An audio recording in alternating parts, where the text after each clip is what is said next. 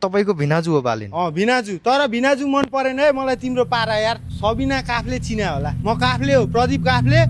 सबिना काफले मेरो दिदी हो। बालेन भिनाजु हुन गयो। भिनाजुलाई के सन्देश दिन चाहन्छ? बालेन साला तपाईँ के सन्देश दिन चाहनुहुन्छ? बालेन भिनाजु तपाईँ के भन्दाखेरि अब झापामा तपाईँ लड्दै हुनुहुन्छ, जित्नु शुभकामना छ।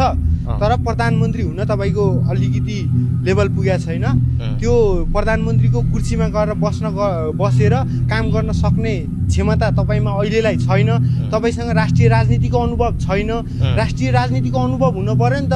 स्थानीय तहको राजनीति गरेर राष्ट्रिय राजनीतिको अनुभव हुँदैन नि त भिनाजु। तपाईँ राष्ट्रिय राजनीतिमा आउनुभएको छैन। आउनुभयो, तपाईँलाई स्वागत छ। राम्रो काम गर्नुहोस्। तर प्रधानमन्त्री हुन तपाईँलाई अलि बेला भएको छैन। सांसदसम्म ठिकै हो।